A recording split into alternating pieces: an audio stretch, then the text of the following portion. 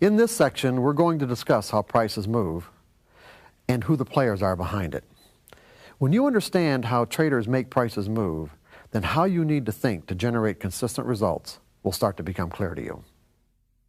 Okay, where we're going now is that I think what I said when just before the break is that when you guys understand the nature of price movement and how any technical methodology that's based on a mathematical formula or a price pattern interacts with that movement, when you understand that relationship, how you need to think will become self-evident. Do you remember me saying that?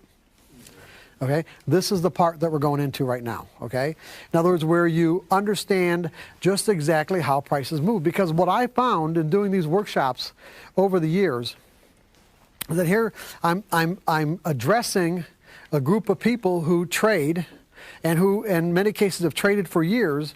And if you ask somebody exactly how do prices get from one price to the next, they can't tell you.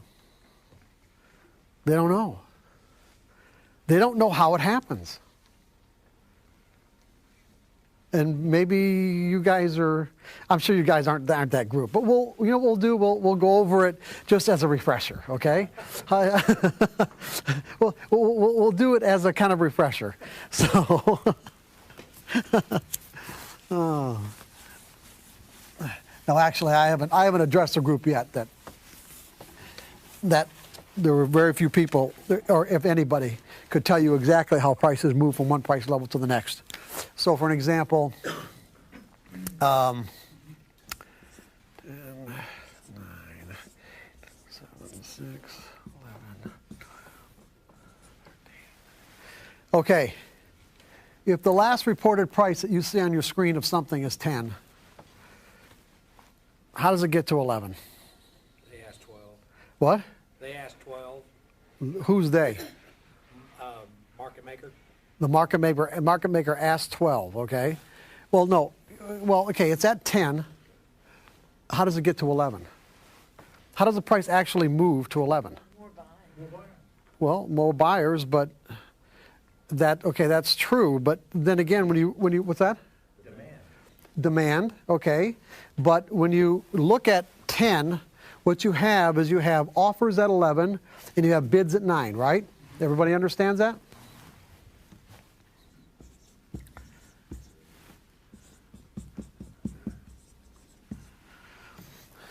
Okay, now, there's only two ways that anybody can make money in this business. There's only two possible ways, no matter what strategies you're employing, no matter how elaborate they are, no matter how simple they are. You have to be able to buy something at a low price and sell it back at a higher price, or sell something at a high price and buy it back at a lower price. Are we in agreement on that? And would you also agree that everyone that trades is trading to make money? Yes. In other words, I'm going to say that there isn't anybody who puts on a trade that does so knowingly and consciously thinking it's going to be a loser. In other words, when they go into the market and say, my purpose is to lose money. Okay, you guys with me on this? Now, if the only way that you can make money is to buy low and sell high, or sell high and buy low, and the last price, posted price, is 10, which represents the value at that moment, then what's low? 9 is low. And what's high? 11. What's the only way that it can get to 11? Somebody thinks 11 is a good price, meaning that they have to buy high relative to the last price, right?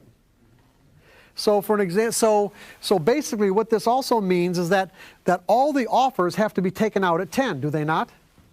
Anybody who had an offer in at 10 that wanted to sell at 10 will get filled, and all those offers have to be taken out for the price to go to 11. Correct?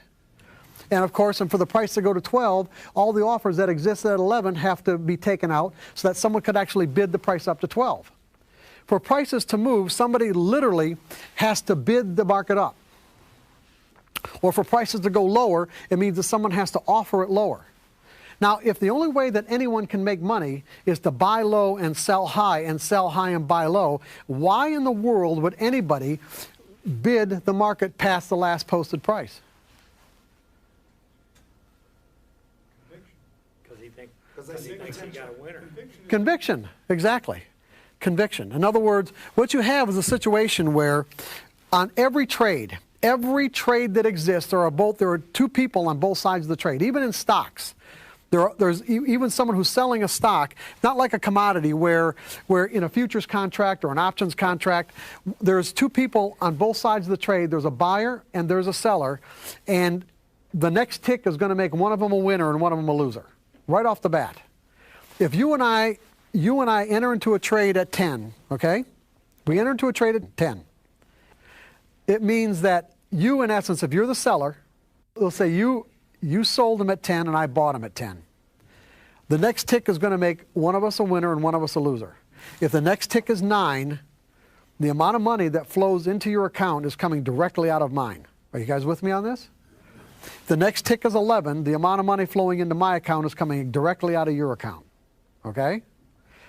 So basically what you have is you have two diametrically opposing beliefs entering into every single trade.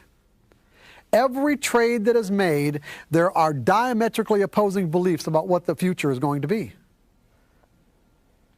So again, I'm going to say, what would cause anybody to buy high or sell low? Just conviction. In other words, what you have is a situation where if someone's willing to bid a market up to the next highest price, basically what that person is doing is that person is stepping out, saying that my conviction that the price is going to go to 12 or beyond is so great that I am willing to do the opposite of what I need to do to make money. Think about what I just said. I am willing to do the opposite of what I need to do to make money because my conviction is so strong that the next price will be 12 or 13. Otherwise, this person would wait. If this person thought the next price was going to be 9, then they'd buy lower. If they thought it was going to be 8, they'd buy low. They'd wait and buy lower. So what happens is that the person who's willing to bid a market up and take out these offers at 10, take out all the offers at 10 and bid it up to 11, has to have a stronger conviction in the future than the person who sold it to him at 11. Because this person is creating price movement, is actually creating movement, and the person on the other side of the trade is being passive because they're doing exactly what they think they need to do, and that's sell high relative to the last price. Are you guys with me on this? Okay, everybody understand it? Now, I want to ask you, is there anybody in this room who has purposefully bid up a market? There are? There are some people who've actually bid a market up? In other words, the people who've actually taken the offers, all the offers out at the next highest price and bid it up?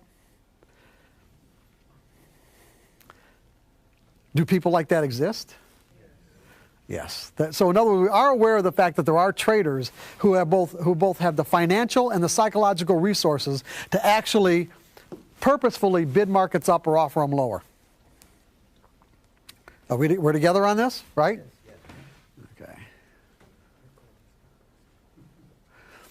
So basically what you have is that all price movement has to be a result of an imbalance in the degree of conviction between the traders who believe that prices are going up and those who believe that it's going down.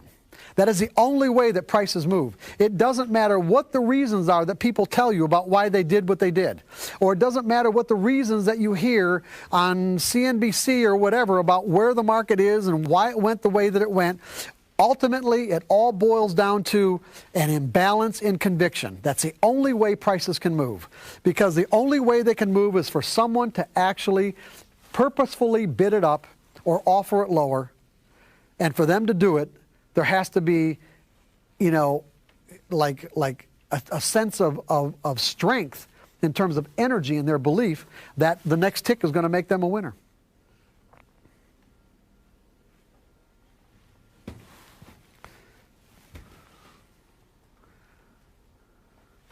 Okay. So we basically, does everybody understand? Everyone's with me on this. All price movement is a result of an imbalance in conviction between the buyers and the sellers. Every trade that's made, there's somebody on both sides of the trade that have diametrically opposing beliefs. You're always having, with every single trade, there's always a clash. There's always a clash in wills and a clash in belief in terms of what the next tick is going to be or what the future holds. We've got two people entering into, in a sense, an agreement by making a trade, but both of those people have diametrically opposing expectations of the future. And one of them is willing to say, hey, you know what? My expectation is so great, is so strong, that I am actually willing to do the opposite of what I need to do to make money and bid a market up. Now, there are traders who will do that. I call them dynamic traders. They are the people that have, like I said, both the financial and the psychological resources to actually bid markets up. What the typical, and what I'm going to call everyone else, passive technical traders, okay, they've got dynamic traders and passive technical traders. What the typical passive technical trader doesn't really, I'd say, really not aware of or think about is the fact that the only way that they will find themselves in a winning trade is by the actions of the people who are willing to bid a market up and offer it lower. That's the only way that it happens. In other words, when you and I get into a trade, and I am a passive technical trader, by the way. I'm not one of these dynamic guys. I don't bid markets up and offer them lower. Okay? That when you and I get into a trade at this price right here, let's say we bought at 7, we're buyers at 7. What are we really saying when we get into that trade? Bottom line, what are we saying? Based on the dynamics of what I just explained. We're saying that I think that someone is going to come into the market after me and buy at a worse price than what I did. That has such a strong conviction that this market is going to go up, that person is actually willing to buy at a worse price than me, to buy at 8, to buy at 9, to buy at 10. Because if there isn't anybody else that comes into the market to take out all the offers at 8, take all the offers at 9, take out all the offers at 10, that market ain't going up. And I'm not going to be in a winning trade. You see, the implications are every single trade that we put on as passive technical traders, we are in fact obliged and dependent on other people who are willing to do something at a worse price than what we did it at. Or we won't be a winner. Are you guys following me on this? Is it starting to put the idea of trading into a different context? That in essence, what you're really trading is other people's perception of what is high and what is low? That any technical indicator, any price pattern that you might trade, any trade that you put on, you are basically trading other people's perceptions of what is high and what is low.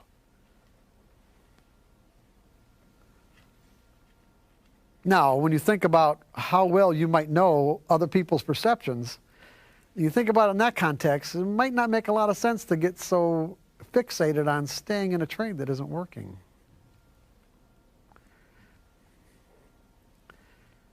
It might be a little easier to put in a stop. And to say, hey, you know what? If people aren't coming in to buy at a higher price than me, I'm going to give them this much room from here to here, and if they don't come in, I'm out of this trade. I'll just go to the next one. Because that's basically what you're doing as a trader. You are completely dependent on other traders to make you a winner. Now, who are these dynamic traders? Who are the people that are going to do this, and why? What? Hedge funds, okay? Money managers. In the commodities arena, do you guys really know how, like, the futures markets even started in the first place?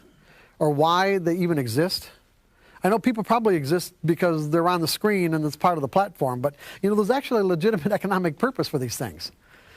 And when you get to the underlying, when you understand the underlying reason for these markets, you'll understand why they trade the way that they do and why prices move the way that they do.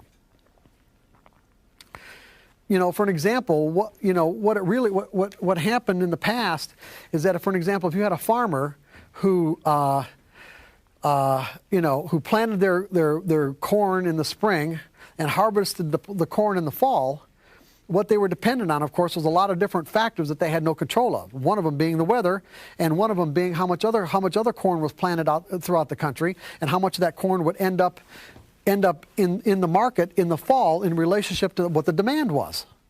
So if there was a lot of corn and let's say the demand remained relatively constant, the price of the corn would go down and the farmer would lose money. If there wasn't a lot of corn and demand would remain constant, the price would go up. If there wasn't a lot of corn and for some reason demand was really high, and the price would go up even further. So what you had is a situation where there was a great deal of economic risk in being a farmer or being anybody that manufactured anything or dug stuff out of the ground like gold or silver or manufactured electric motors that needed copper or whatever goes into all the products that we use.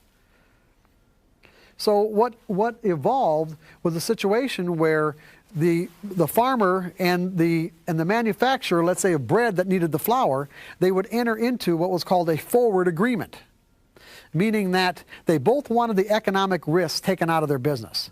They both wanted to be able to make a profit. They both wanted, to be able to have some sense of certainty as to what prices might be at some point in the future. So for an example, if I'm a farmer and it costs me $4 a bushel to plant my corn and bring it to harvest or bring it to market, then for me to make some money, I want at least $5 a bushel, right? And if I'm the guy on the other end of that trade or the other end of that transaction that wants to buy that corn in the fall or wheat or whatever, and I want to know exactly how much I'm going to have to pay for it. So what ends up happening is that if, let's say, it's April or it's March, and the price of corn is $4 a bushel, you enter into a forward agreement with the end user, and they say, hey, you know what? I will deliver $1 million or 1 million bushels of corn or 100,000 bushels of corn at say $4.50 a bushel or whatever price they agree on $5 a bushel, regardless of what the price of corn is in the fall.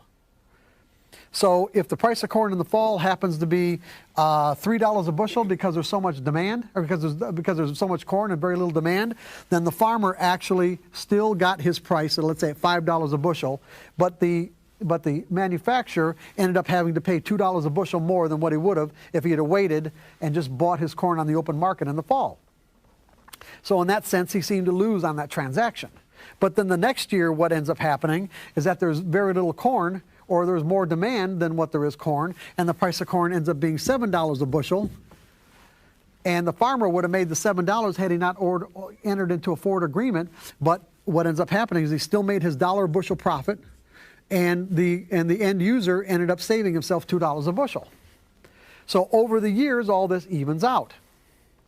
Well, so then what happened then is that exchanges, in other words, instead of these people individually entering into these transactions, exchanges were developed. So in other words, they had a central place to come to and make these transactions, like the Chicago Board of Trade and Chicago Mercantile Exchange. Well, what ended up happening is that with the advent of exchanges, what you had is a situation where there were people that were willing to take the other sides of these trades that had nothing to do with the actual process of making bread or growing wheat or corn. They were called speculators. And then that's when futures contracts, came into being. So what would happen is that if I'm a farmer, instead of me having to make the transaction directly with with someone who manufactures bread, I could go to the Chicago Board of Trade and sell my corn or wheat with a futures contract. And so if I'm selling it at $4 a bushel, and so that means I'm long corn. This is where the long and the short comes from. I am long cash, I'm long corn, and because I've got a crop in the ground. And so if I sell it at $4 a bushel on a futures contract, I take the equivalent number of futures contracts. And so if the price of corn goes down, or let's say the price of corn goes up, I've already locked in, well, I'm going to sell it at $5, but I've locked in my $1 bushel profit. So if the price of corn goes up, what I've done is I'm short futures, I'm short the actual futures contract, I'm long the corn, so I'm going to lose money on my futures contract. because as the price goes up, I'm losing money, but I'm making money on my cash. So I'm making the equivalent amount of money on my cash as what I'm losing on my futures.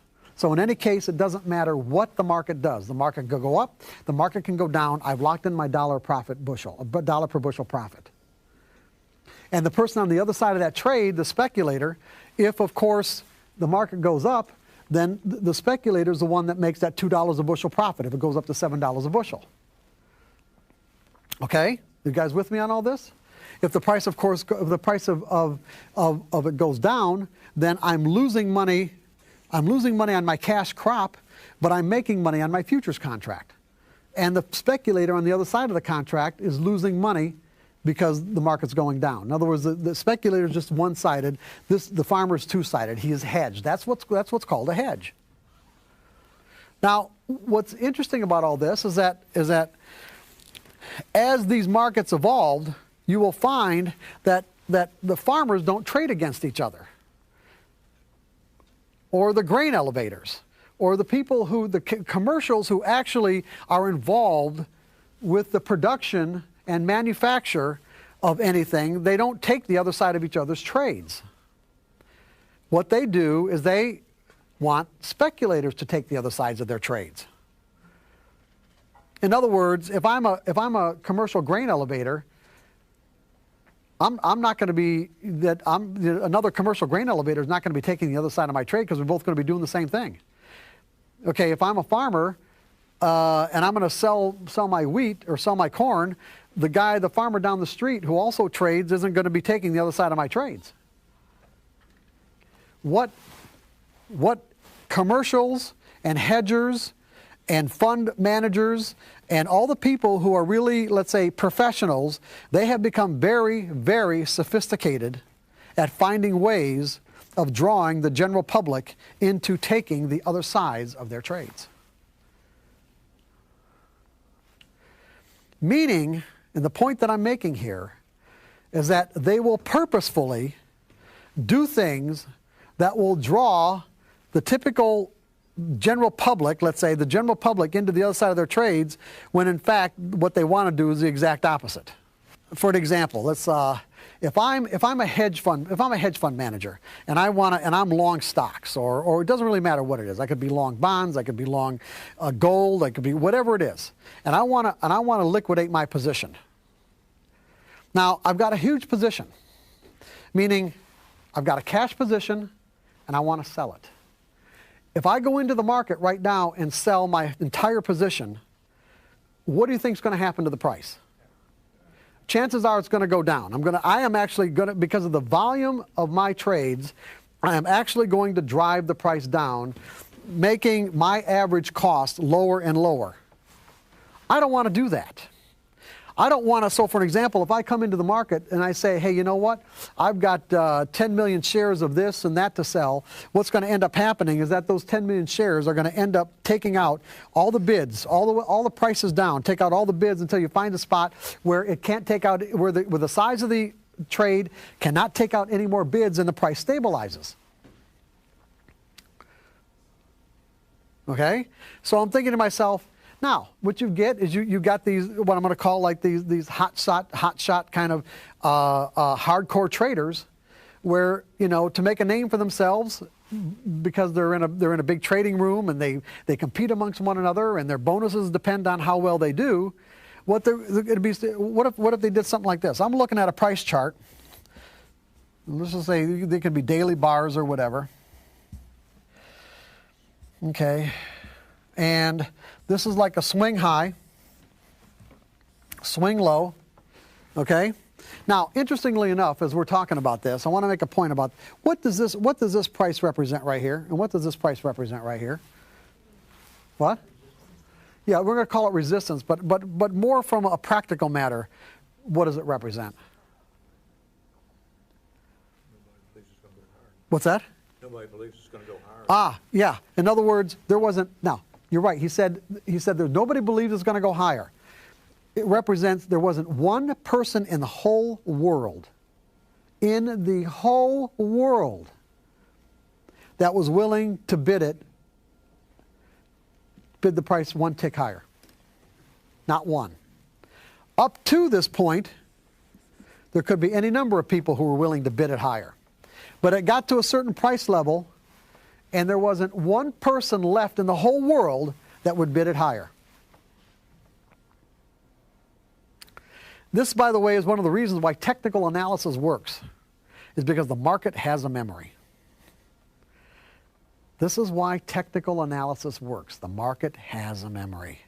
Because when the market came back down, you formed a swing low, came back up to this high, there were people who made money by selling this high. There's a good chance those same traders are going to come back into the market and do it again. As well as there are people who lost money by buying that high.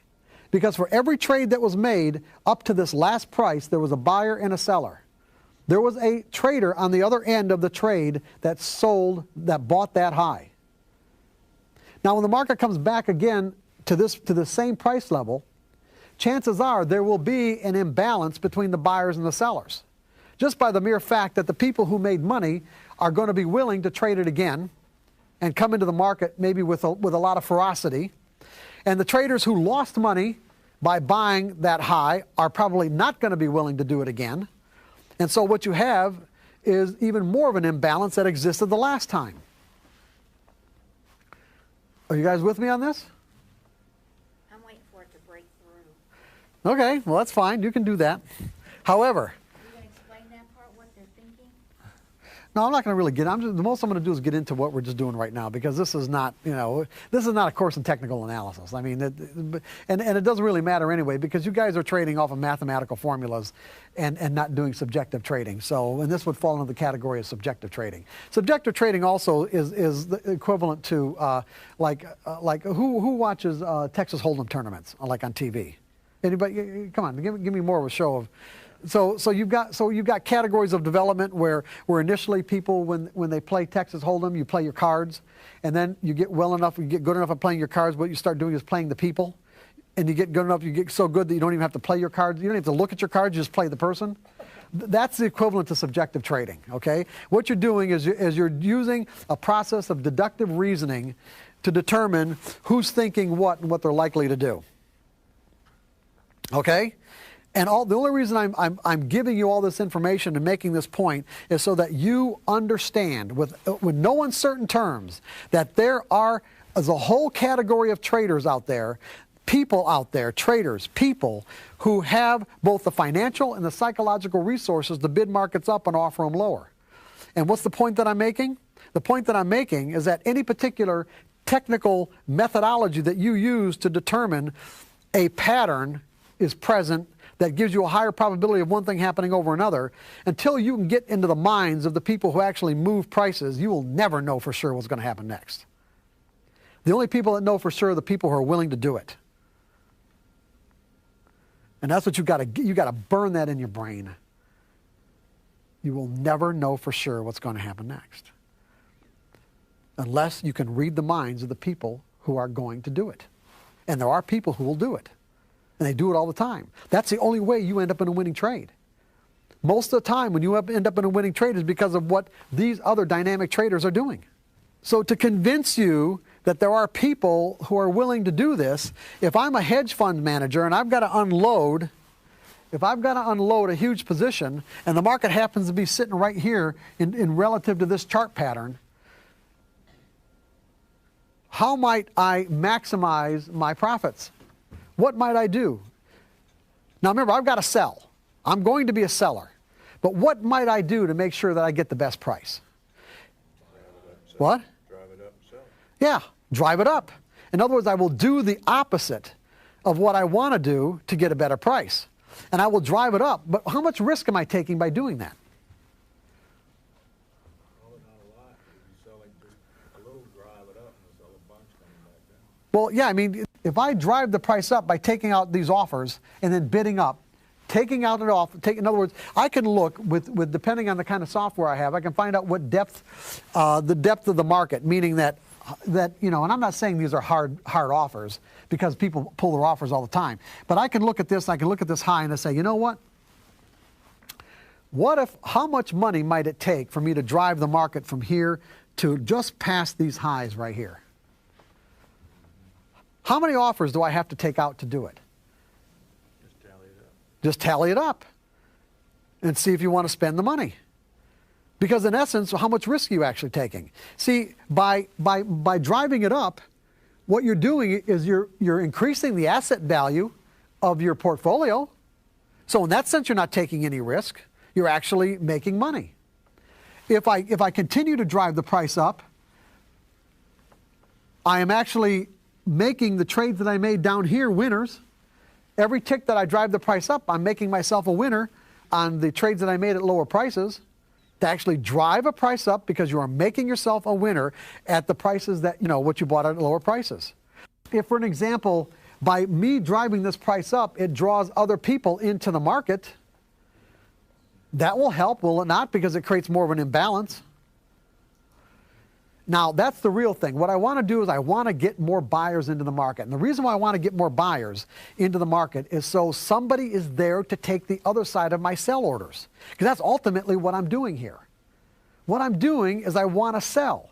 So what I'm doing is creating a bigger pool of orders to come into the market till I can sell into so that my sell orders don't drive the price down. And so I will purposefully do the opposite of what I want to do, ultimately, with respect to my position. Now, the reason why I'm selling has nothing to do with this chart pattern. Absolutely nothing to do with the chart pattern itself. I'm just using the chart pattern as a means to maximize my profits. Now, what if I managed to drive it up to resistance? Chances are there's going to be a lot of sell orders coming in that I'm going to have to compete with.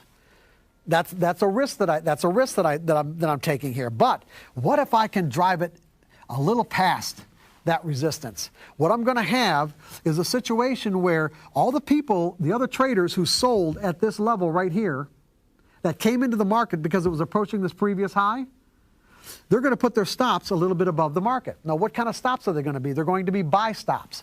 If they sold to get out at a loss, they have to be buyers. If I can drive the market to those buy stops, I have given myself an instant pool of orders to take the other side of my trades and get me out at maximum profits. This is typically what you see in a chart pattern as a false breakout. Because what will end up happening is that as soon as my order hits the market, it's so large, and then because there really weren't that many other traders that were willing to continue to bid the market up, what it'll do is it'll take out all the bids and then drive the price right down. That's called a false breakout. It's being done at different time frames all of the time.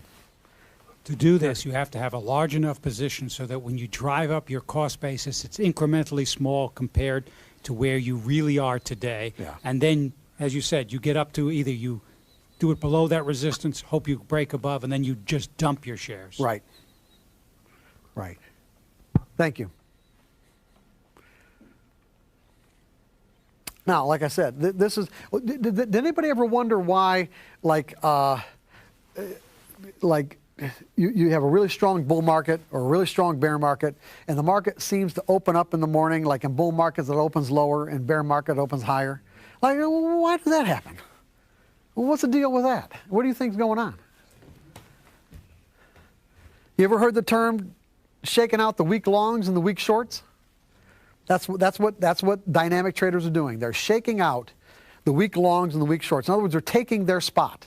Because what you have in a bull market is you have, people that, as the market's going up, because this is a daily bar, but if we made it an intraday bar or whatever, as the market is going up, they're buying, people are buying, but they're not like really confident about what it is that they're doing. Now, in the morning, before the market opens, there might not be that many bids. In other words, after the market opens, there'll be more bids that come into the market, but before the market opens, there might not be that many bids. So if there aren't, what these dynamic traders will do to take advantage of this is they'll hit those bids. In other words, they'll sell into those bids, drive the market down, and then when the market opens up, all of the weak longs, meaning people who aren't that confident, will start to get a little frightened, And to get out of their position, what do they have to do? They have to sell, and these other dynamic traders will take the other side of their sell orders to buy and increase their position, and the market goes right straight back up. All they did was shake these guys out, take their spot at lower prices by forcing the market lower on the open. Go ahead. Isn't this an argument to have to either not use? Let's talk. No. It is not. No, You know I don't where want to I'm get. going? I don't want to get into the use or not. Absolutely, use stops. I'm not going to. We're not going to get into that. Yes, you as mechanical, passive technical traders in the mechanical mode. This is not in any way saying that you should not use stops. Absolutely, it's a disastrous thing to do. Not use stops. Okay, because I'm not saying that regardless of any of this that you can't make money. All I'm doing is giving you examples that there are people out there who will drive prices up and offer them lower, that they have the psychological and financial resources to do it. And the reason why I'm making so much emphasis is that the typical passive technical trader would never conceive of actually bidding a market up. And so as a result, it's very difficult for you to think that anyone else can do it either. When the reality is that's the only way, in many cases, you're going to make money.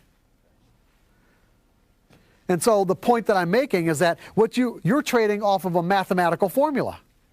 Literally, you're trading, and this mathematical formula, what technical analysis does is it gets into the collective mind of the market. In other words, every tick, every uptick and every downtick is information. That information is accumulated and mathematical principles are applied to it.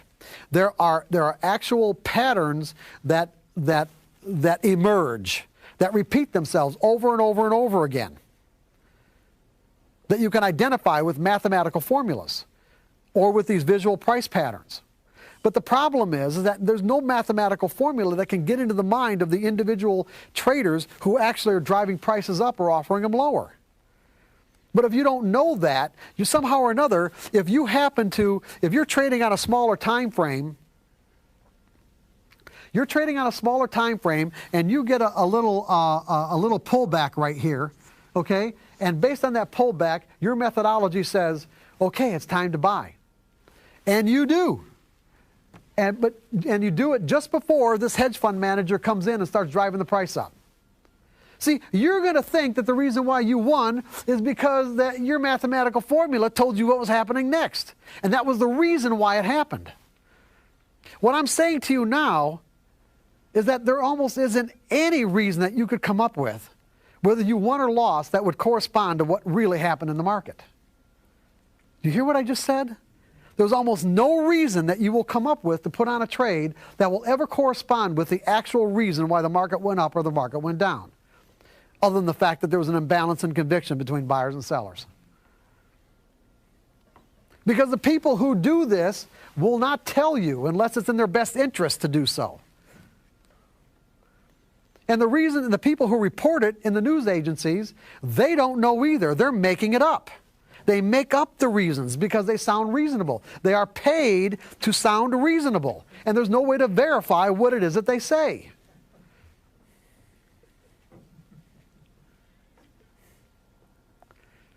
Or to disprove what they say. That's right. There's no way. The only people who can do it are the people who actually made the trades. The only people who know for sure what's going to happen next are the ones who are willing to make it happen. You see, we'll put on a trade and find ourselves in a nice monster little winner here and think, oh man, my methodology, it is just fantastic. And then the next time you get the same signal and then you don't get anything. Not only that, it's a loser. You think, oh, now you feel betrayed. You think your methodology let you down. Your methodology wasn't designed to tell you what's going to happen next on a trade-by-trade basis. No technical methodology is. That's where your expectations are not in line with the reality of the situation. That's why it's so easy to make mistakes. It's because you're expecting something from your methodology that just doesn't exist. It just doesn't.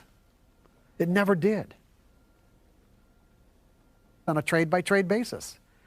They will tell you what will happen let's say, I don't want to use the words to happen next, they'll tell you what will happen over a series of trades on a percentage basis. This particular pattern will emerge X number of times, and when it does, there's a higher probability of this happening than that.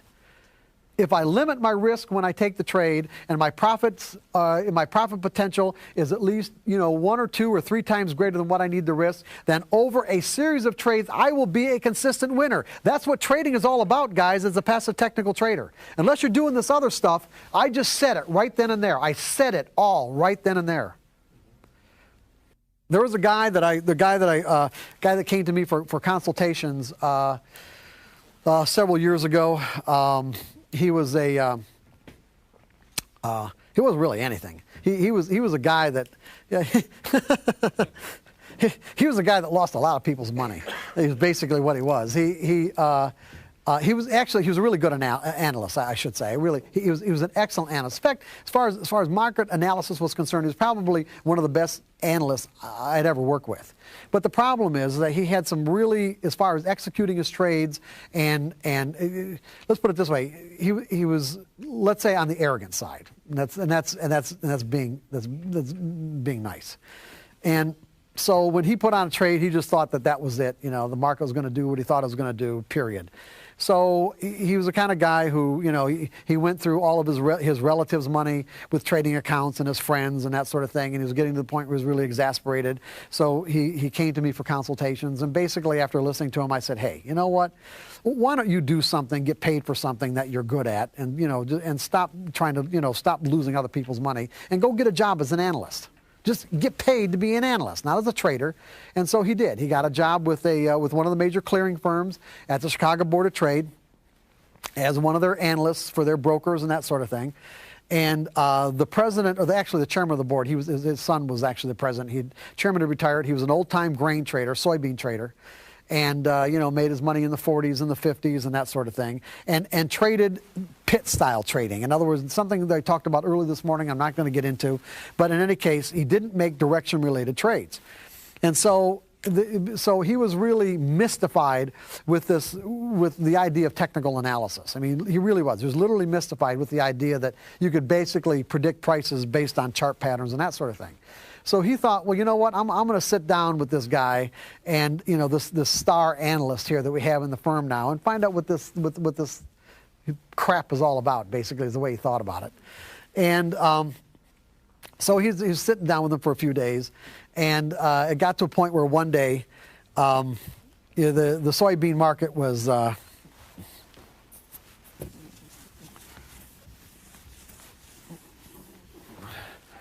The soybean market was basically, trading in a range, about the middle of a range between what the analysts projected as the high of the day. Not just the high of the day and the low of the day, okay? And so the market drifted around, maybe did a little bit of close to a test of the high, and it's coming down to the low, and they're both sitting there and they're both watching it right now. And the chairman of the board, the soybean trader, old soybean trader, says, okay, so this is going to be the low of the day right here, right?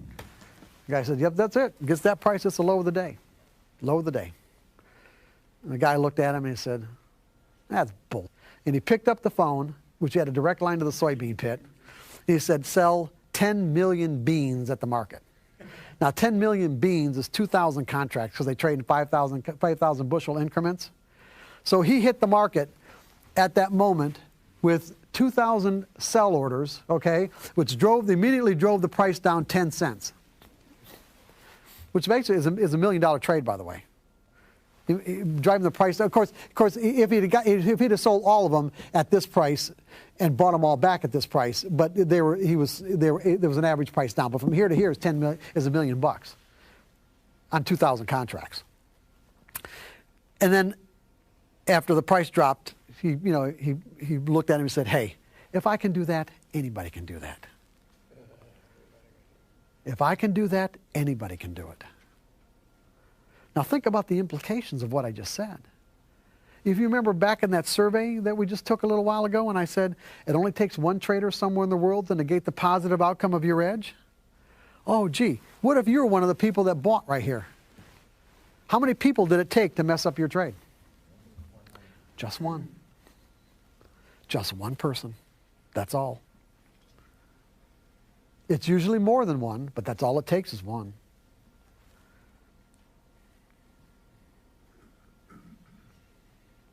You guys starting to get the idea?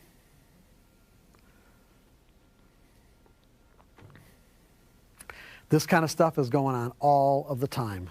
As a matter of fact, when prices move, this is usually the reason why. When I was at Merrill Lynch, and for many years, even when I was teaching, material in the psychology of trading, I didn't really include a lot of this stuff because I just sort of took it for granted that people understood it and knew it. And the reason why I took it for granted is because I guess I learned it so early in my trading career that it just, it was self-evident to me. But it was self-evident because here I was at Merrill Lynch and I had access to a squawk box.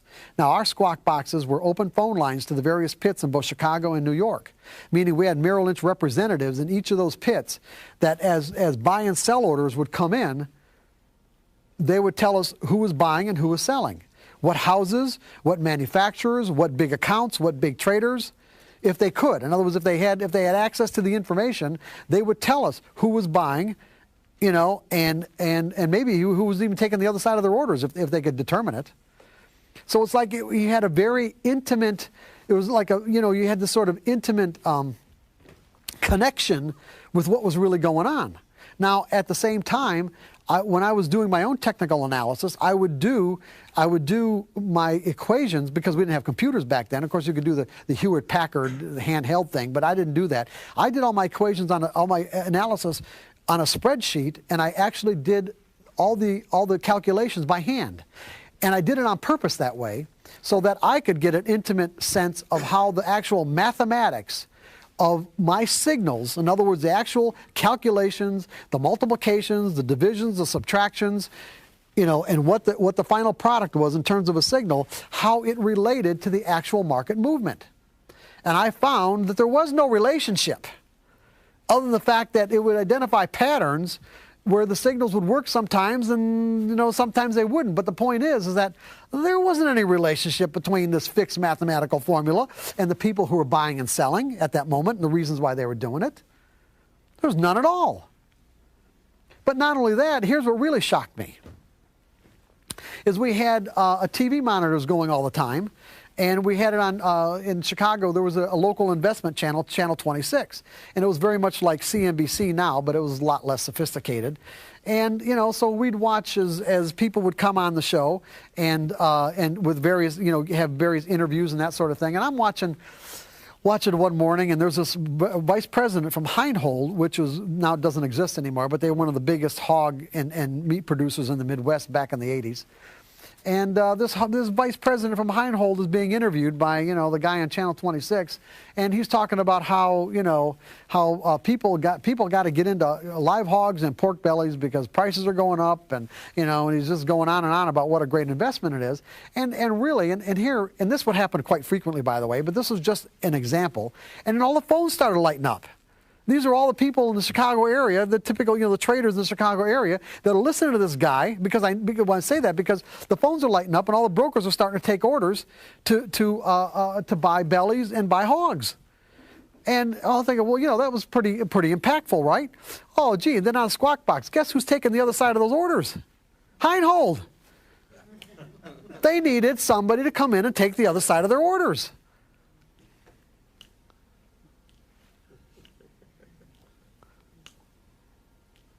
What does a mathematical formula have to do with that? Now, as it just so happens, if my math is working in a way where I happen to get in at that moment, I end up in a winning trade, well, that's great. But that doesn't mean I can rely on it to do the same thing the next time.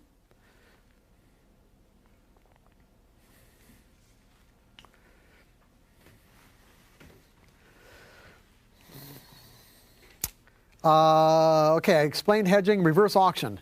In a normal auction, this is what I'm talking about dynamic traders right now. In a normal auction, what do people do in a normal auction? In other words, if you're in a situation where things or items are up for bid, when you bid, when you're outbidding somebody, what are you doing? You're eliminating the competition, right? In other words, by bidding higher, you're hopefully eliminating anybody else who'll bid higher than you.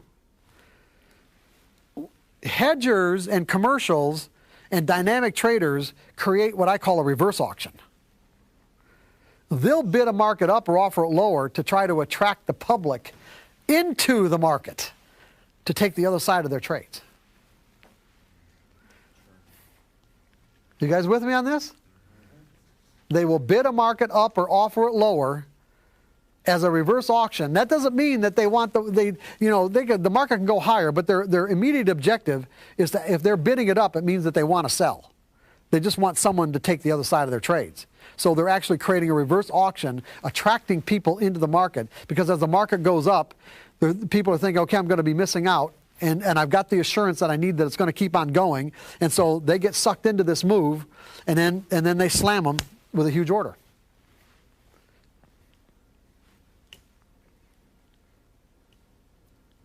Now, see, I had intimate contact with all of that at Merrill Lynch. I really, not only that, I mean, because I knew the floor traders, I knew many of the floor traders who actually created the movement that particular day.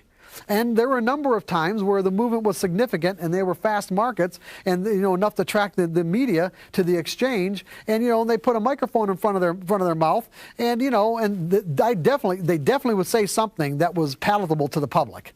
In other words, what was reasonable. I can guarantee you that the reason why they did what they did during the day had nothing to do with what they said. Nothing. There was no relationship whatsoever.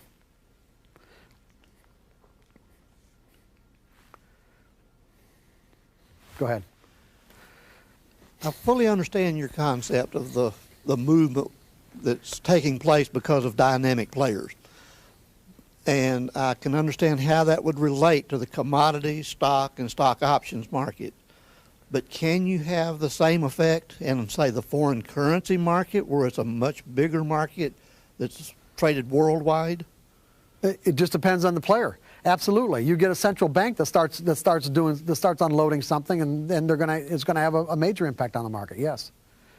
But you've got basically what you have is a situation where this market's so large, it's so liquid, that it would be very difficult for individuals to have any impact on it. Is that what you're saying to me? Is that what you're? Well, I wasn't necessarily limiting it to individuals. I mean, even a central bank on the world market, could they have that kind of an impact? Well, it's what I call the pebble in a pond effect. Okay, they might not have enough impact initially. Okay, to do something. Okay, to have that meaningful, to create that meaningful of a price move. But you've got a pebble in a pond, which is the way a lot of prices move anyway, because it's like what you got is you drop a pebble in a pond. Well, if it's it creates waves, does it not? Okay, and what I found is that, especially with floor traders, and really the same kind of dynamics work even with off the floor traders in the general market itself. I found that what you had is that most floor traders did not know what they were doing, in the sense that they didn't have a real good reason for buying or selling at any given moment, other than the fact that they were following the lead of other people who they thought did have an idea of what they're doing. So what ends up happening is that what you've got is the trader who's confident, knows exactly what he's doing, why he wants to do it, and does it. And then you've got all the other guys who are, let's say, in the pit, okay, who are closest to this guy might be on this step right here, who are closest to this guy, that will mimic what he does. And then what it does is it starts spreading out. And that as word gets out, okay, the guys at the farthest end up getting prices that are greatly diminished in relationship to this particular individual. But the point is, it's kind of like the pebble in a pond. A central bank could create the same thing. In other words, initially, a central bank hitting the market with a huge order might be absorbed, but the fact that the central bank is doing it will cause other people to want to do it too, and therefore, as a result of all the other traders who pile on, it creates a huge move. Does that make sense?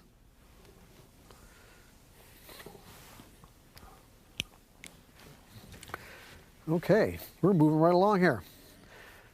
Okay, dynamic traders, okay, players, they know and understand the mindset and behavior patterns of the crowd or herd. They basically refer to the general public as the herd, and they are the herd masters. Okay, they are the herd masters. Whenever possible, they will use that knowledge to move prices in a way that will extract the most amount of money from the largest number of traders. That is their mission. That is what they do.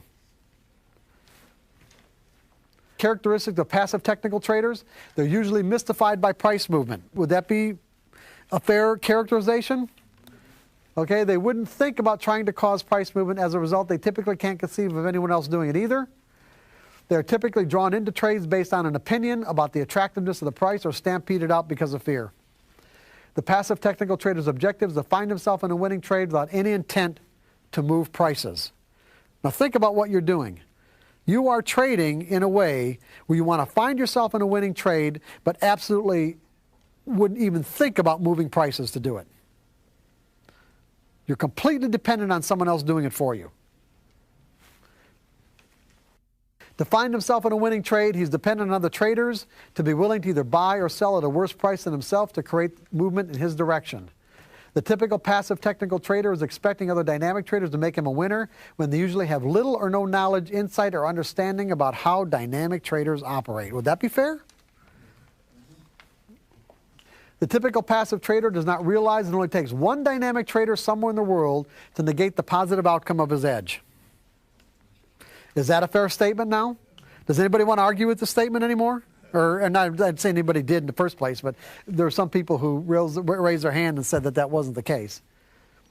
Is there anybody that's not convinced about this? Seriously, I want to know. And we're not going to get into a fight or anything, but you know. Okay, the characteristics of technical analysis. Now what we're going to do is we're going to take what we now understand about the nature of price movement and look at the nature of technical analysis to see, just see what we got here, okay? See how well it meshes. Okay, technical indicators define, identify, and organize market data, the up and down ticks into understandable patterns. Are you guys with me on this? The patterns are observable, quantifiable, meaning they can be measured, and repeat themselves with statistical reliability. And really, while I'm doing this and while we're going through this, I want you guys to really keep in mind that just because I explained the underlying characteristics of dynamic traders and people who can actually move the market and do it all the time, in fact, when the market's moving, they're the ones who are doing it. It's not you or I. The only time you or I move the market is when there's an overabundance of market orders coming into the market from passive technical traders. Because a market order does what? Okay? If the last price is 10, we've got 9, we've got 11. Okay, what's the market? The last price is 10. If I want to buy, the market's actually 11, isn't it? That's the market, because that's where the offers are. The offers are at 11, so that's where I'm going to get filled. I'm going to get filled at 11.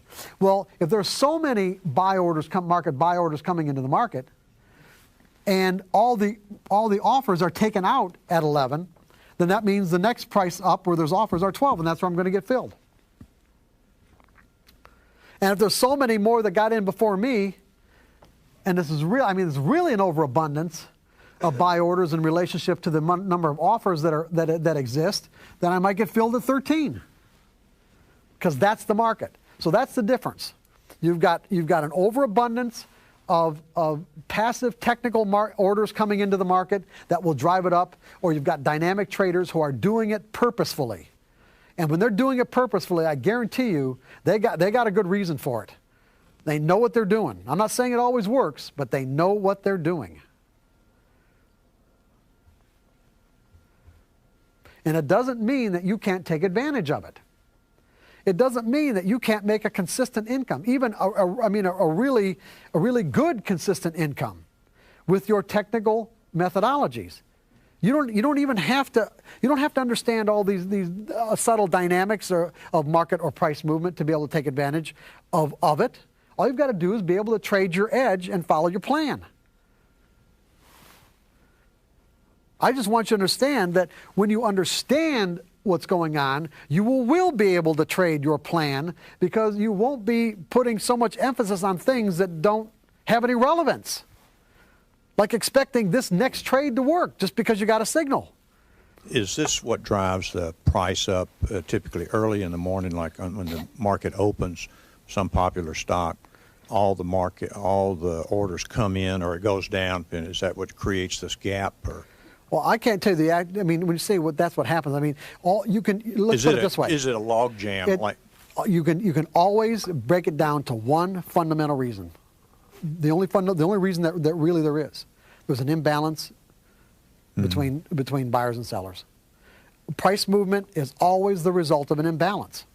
Because when there's balance, there's no movement. Right. It's that simple. Right. If there's balance, there's no movement. Prices do not move when there's balance. There has to be an imbalance for people to bid it up or offer it lower. And if people aren't actually bidding it up in this example, we don't see the reason why I can't answer you exactly is because I don't know if it's actually being bid up purposefully by somebody or it's because there's an overabundance of buy orders in relationship to the amount of offers. That's what I don't know. Okay?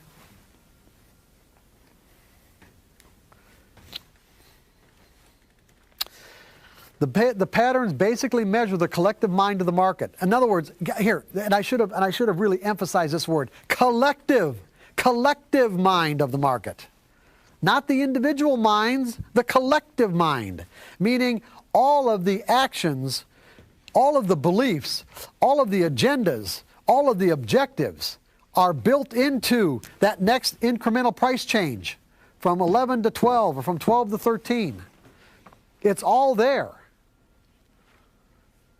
And the only thing that mathematical formulas can do is actually measure that, measure the patterns that result from that information. It isn't getting the information of the guy who actually bid the market up by taking out all the offers because he's got some specific agenda about what he wants to do with where he wants to see the prices go, because he's doing something that has nothing to do with any of this, meaning your technical methodology or anybody else's. He might be putting on a huge hedge position based on some contract that he has to deliver something 3 months from now.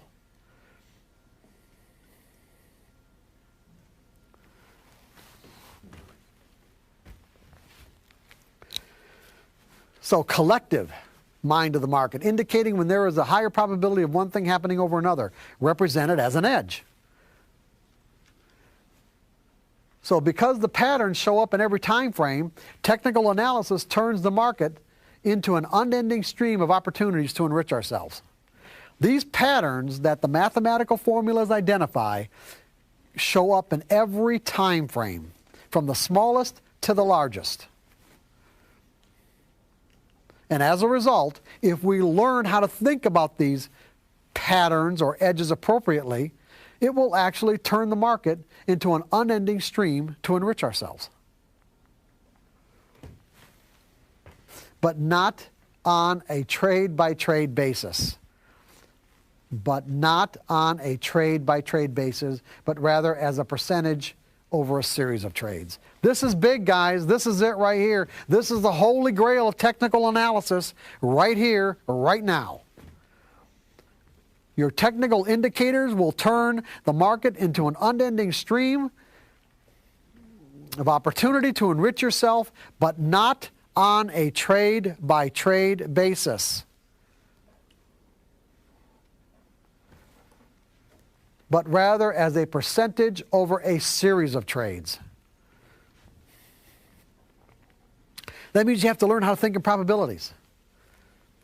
You may understand the concept of probabilities. It doesn't mean that you can think that way. I've worked with traders. In fact, one guy came to one of my workshops many years ago, a hedge fund manager, reasonably successful, let's say reasonably because he made, 10 to 18% a year.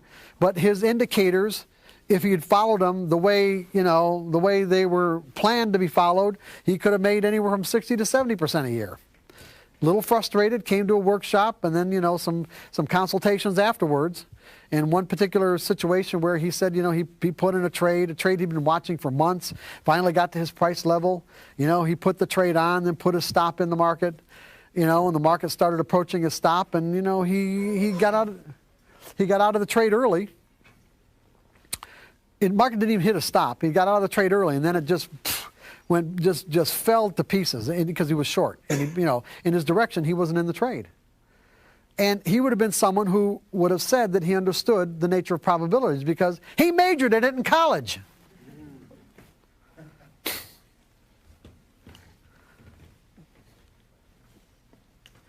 But he did not do the sufficient amount of work to train his mind to think in probabilities at a functional level. There's a huge difference. You can't take it for granted that because you understand the nature of percentages that you can think that way at a functional level. It would be, you know, like you can do, I'll do the analogy to technical analysis to flipping a coin, okay? That if you take an evenly weighted coin and flip it 1,000 times, you've got a large sample size there, right? The pattern that will emerge with each 1,000 flip sample size is a relatively even distribution between heads and tails. Maybe not quite 50-50, but let's say 49.2 and, you know, 49.8 or something, whatever. There might be a little bit of variance, more variance there. But in any case, that will be a pattern. See, that's a pattern. Because it'll happen every single time you flip the coin 1,000 times. But within that 1,000 flip sample size, is there any way, since you're going to get an even distribution between heads and tails, is there any way that you can know for sure which individual flip is going to be heads and which individual flip is going to be tails? No. You could get 10 flips of heads in a row and be absolutely positive the next one's going to be tails, and it could come up heads again. And even though you can have all these streaks of heads and tails, in the end, they're still going to come up 50-50.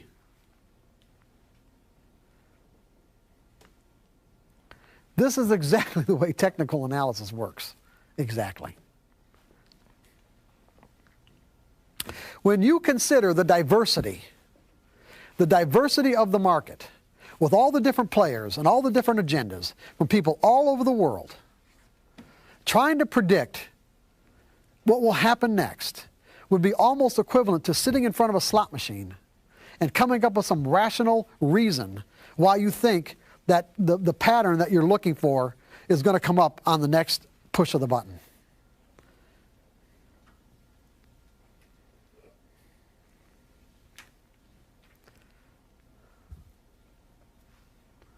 It wouldn't make a lot of sense, would it? But the reason why we get fooled as traders, and we think of it in not this probabilistic way, is because when we put on a trade, we put on a trade for a reason. See, reasons are important in our lives. Reasons are important. We put on a trade for a reason. And see, the problem is that when the trade works, we just naturally think our reason was right. What I'm trying to do here is help you disconnect any reason that you put on a trade with the reason why it actually moved. Because like I said before, there's almost never a relationship. There's almost never a correlation.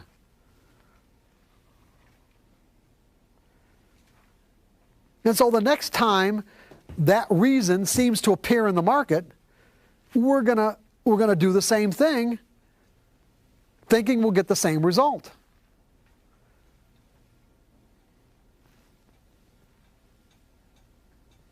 And then when we don't, we feel betrayed. And then the next time the reason comes up, we're going to be a little hesitant. And we might not put it on at all. We'll try to find additional reasons why this trade will work. When the reality is there isn't any reason you're going to be able to come up with that's going to assure you of anything. Unless the reason you're coming up with is you know the people who are actually going to bid the market up or offer it lower, and they tell you what they're going to do and why. Ultimately, there's only one reason why prices move. And what would that reason be? Come on. Imbalance of buyers. Yeah, an imbalance in conviction. That's the only, and what technical analysis does is it finds patterns in that imbalance, okay? Technical analysis finds patterns in the imbalance. where there's momentum in a direction. It's still not going to tell you what's going to happen next. Technical analysis doesn't, nor can it get into the minds of any particular individual trader who has both the financial and psychological resources to either move prices or defend certain price levels. And traders will defend price levels, by the way. There are dynamic traders who will actually defend a price. Is it reasonable to expect the fixed criteria that make up a mathematical formula to stay consistent with a dynamic event that's in perpetual motion on a trade-by-trade basis? What's the answer to that? Well, what is the answer? No. Come on. No! No, it is not reasonable. No, it is not.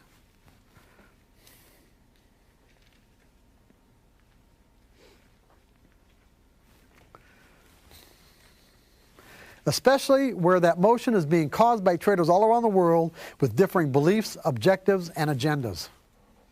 There is no way of determining the intentions of all these traders, yet the typical passive trader trades their methodology as if they are being told what those intentions are. The professionals do not. You guys get that?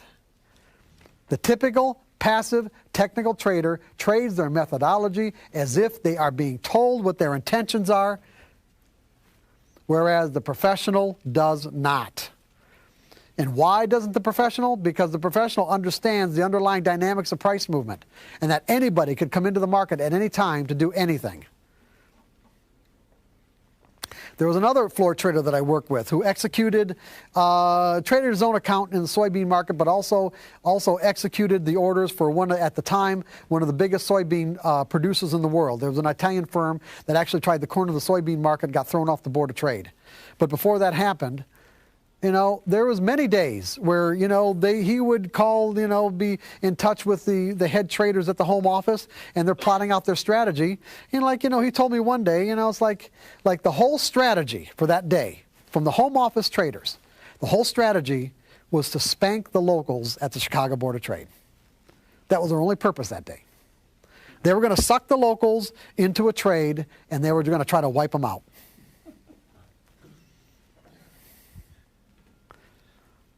So he said, we're going to spank the locals today.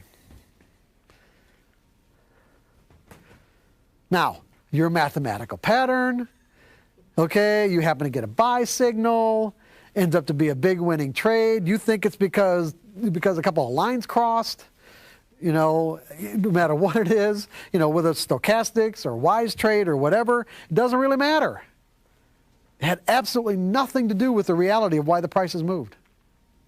Nothing.